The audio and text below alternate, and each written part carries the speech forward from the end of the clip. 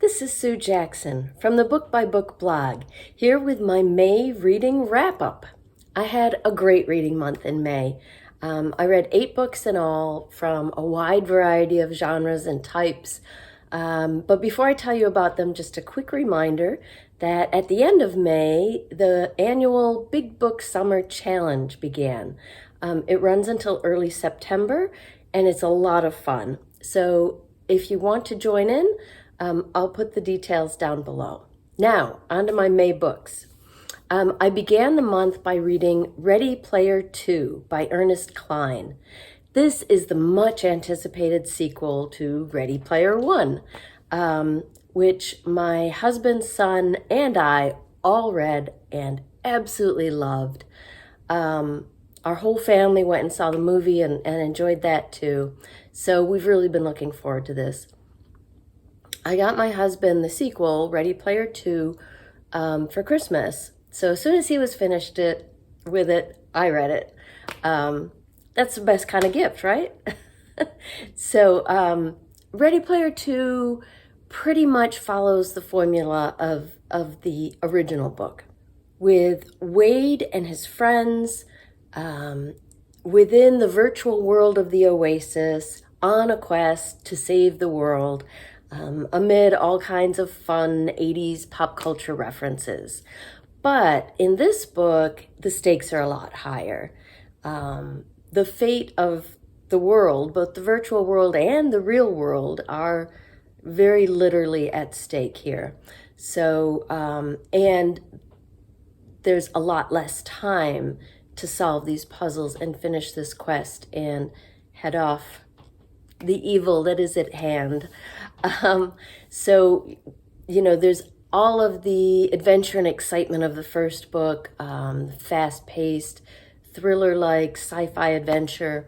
What I liked was that in this book, the author also gets a little bit into the ethical implications of advancing technology, AI, which made it a little more thoughtful in addition to the, excitement and adventure. So I really enjoyed it. It's a lot of fun. Next, I read a historical novel that's getting a lot of attention lately, The Vanishing Half by Britt Bennett, which a friend lent to me. This was a wonderful book. So it's set in a fictional town in Louisiana called Mallard. Mallard was founded in 1848 and populated by entirely light-skinned blacks so that they could escape the labeling and the mistreatment of whites in other places. So fast forward to the 1950s, and a set of twins, beautiful twin girls who are 16, leave home. They leave Mallard and go down to New Orleans. And the two of them live and work together for a while. And then one of the twins, Stella, discovers that she can pass as white. So at that point, their stories split. The novel opens in 1968 when the other twin, Desiree, returns back home to Mallard with a very dark-skinned daughter in tow, which creates quite a ruckus in the town. So the story follows Desiree and her daughter returning to Mallard, what things are like. For the first half of the book, the reader doesn't really know what happened to Stella, other than, that she was passing as white. But later on, their stories come together a bit. The novel also gets into the stories of the next generation, of Stella and Desiree's daughters, which was really interesting. So these are engrossing stories about the twins and their lives together and separate, but also of their daughters. And in addition, this is a very thoughtful novel that really delves into the subtleties of racism. Now, there is some of the more obvious black versus white racism, but the novel also looks at the racism of dark-skinned versus light-skinned, of the challenges and sacrifices that Stella has to make in order to live as white. It's just a great book. It's engrossing and fascinating and very, very good. For Mother's Day, my son gave me Clock Dance by Ann Tyler.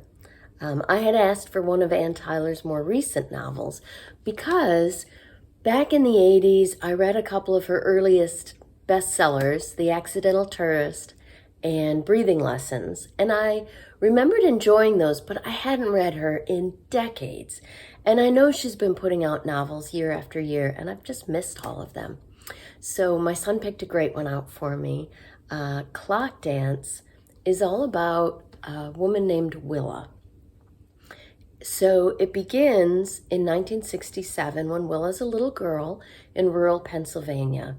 And the novel checks in on Willa every 10 to 20 years when she reaches a turning point in her life. So at the beginning in 1967, Willa's mother, who is unreliable, leaves the family. And Willa, her younger sister, and their father are on their own for a while.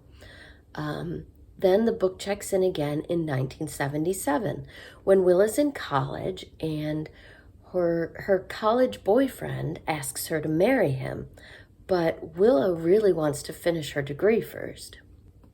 The next time we see Willa, it's 1997, and something happens that just completely upends her life as a wife and mother and changes things forever.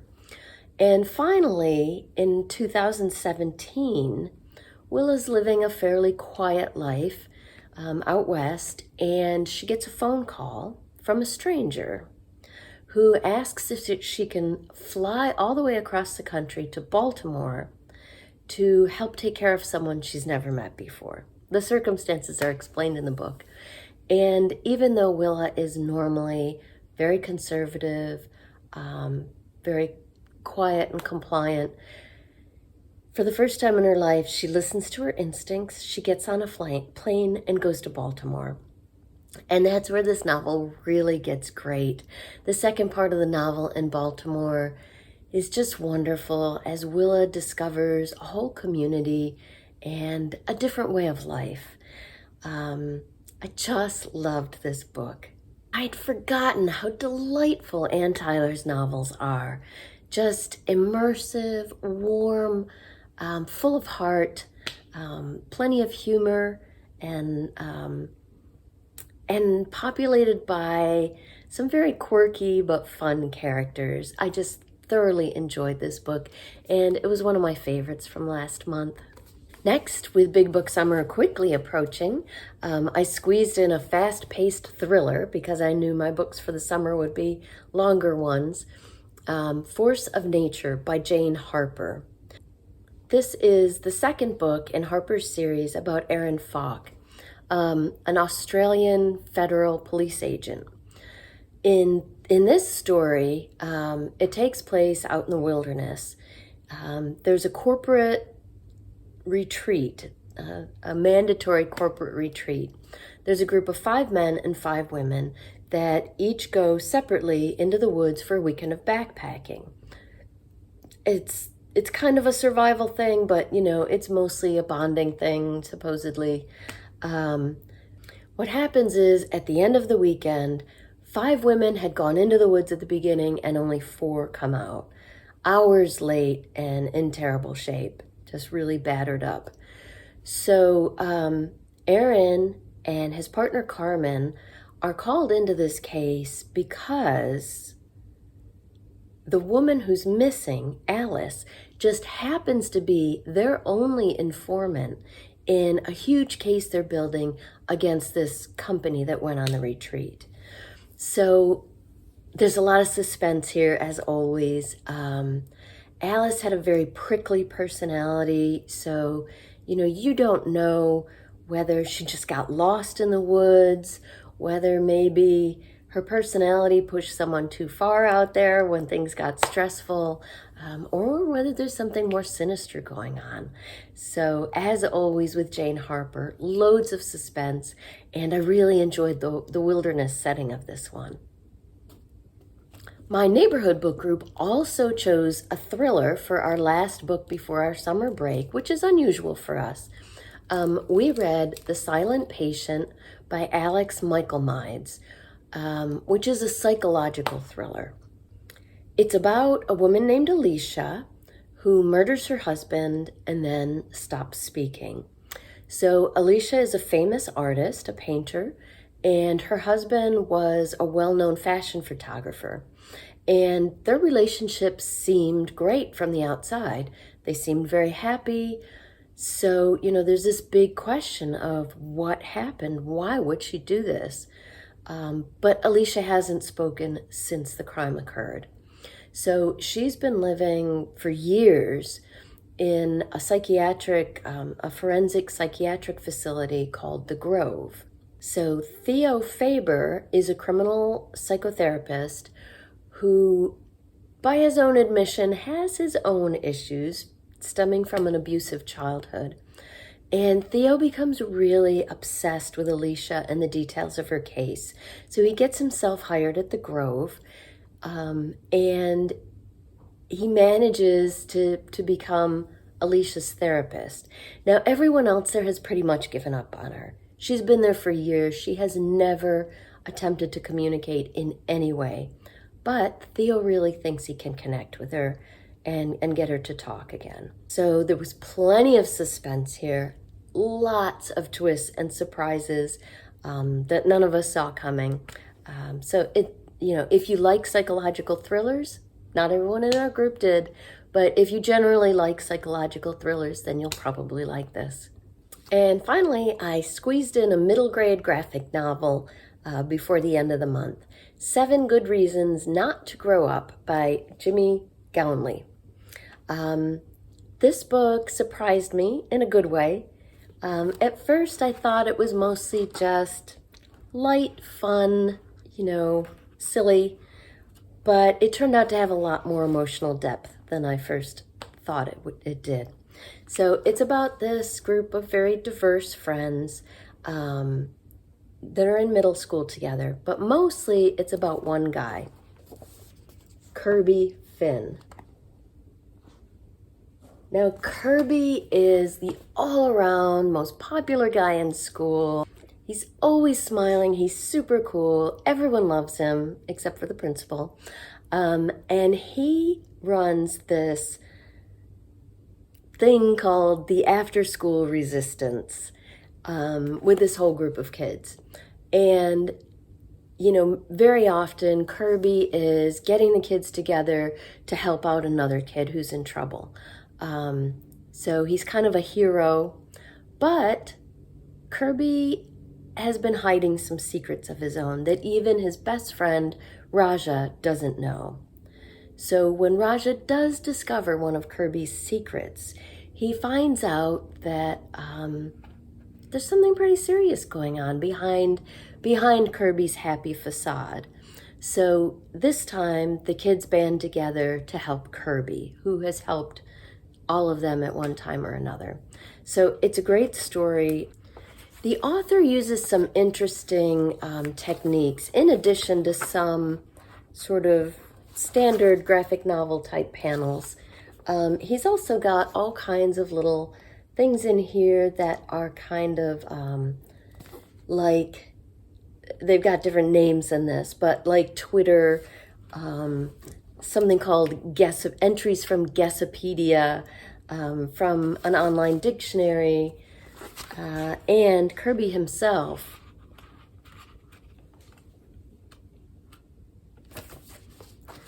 has been making these videos called 7 Good Reasons Not to Grow Up. So even though it's all on paper in a book, it's kind of got this multimedia feel to it that I think kids are really going to enjoy. But like I said at the beginning, it does have emotional depth as well. And the way the kids all come together to help Kirby is really heartwarming. On audio, I started my month out by re-listening to Becoming by Michelle Obama. So I listened to this for the first time in 2019 for Nonfiction November, but one of my book groups chose it as the May selection. So at first I thought, oh, I'll just listen to a few parts of it just to remind myself of some of the details. But it's wonderful, and I ended up re-listening to the entire thing. It's pretty long. It would definitely qualify as a big book if anyone's interested. I always enjoy memoirs read by the authors, and this one, it just feels like Michelle's your best friend, talking in your ear, telling you all about her life. So it's a very personal memoir. It's about Michelle's entire life, from her childhood in South Chicago to attending Princeton and Harvard as one of the very few Black people in the 80s, to her experiences as a mother, her relationship with Barack, and of course their time in the White House as well. It ends as they're leaving the White House in 2017. So, as with the first time I read it, it's just a wonderful book, very engaging. We had a great discussion about it in our book group, and everybody enjoyed it. The second audiobook that I listened to in May was Animal Dreams by Barbara Kingsolver. Kingsolver is one of my all-time favorite authors. The Poisonwood Bible, The Bean Trees, and Pigs in Heaven are three of my favorite books. This one, Animal Dreams, has a similar feel to it to Pigs in Heaven and The Bean Trees. So it's about a woman named Cody who returns to her hometown as an adult after decades away. Cody and her sister Haley grew up in the town. Their mother died when they were very young, so they were brought up by their father, who's the town doctor. And now Haley is down in Nicaragua helping the farmers there. This is set in the 1980s. And Cody's at loose ends. She's just ended a relationship. She really doesn't know what she wants to do with her life. She almost became a doctor. She got very far in medical school and in her training. She doesn't know what to do. She doesn't know what she wants from her life.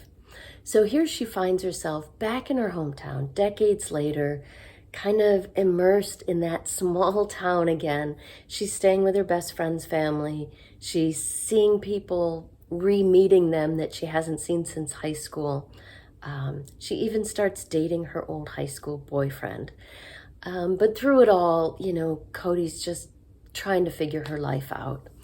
As always with Barbara Kingsolver, there is an environmental bit of plot line, though it's not the main plot line. There is also a lot of Native American culture and traditions woven into the story, which is wonderful. And it's read by Barbara Kingsolver. She usually reads her own novels, and she's just wonderful at it. It really makes them enjoyable. So I absolutely loved listening to this warm, gentle, thoughtful novel. And this was my second favorite book of the month, along with Clock Dances by Ann Tyler, Animal Dreams by Barbara Kingsolver. That was my reading month in May. So many good books. But I'm interested to hear what you've been reading.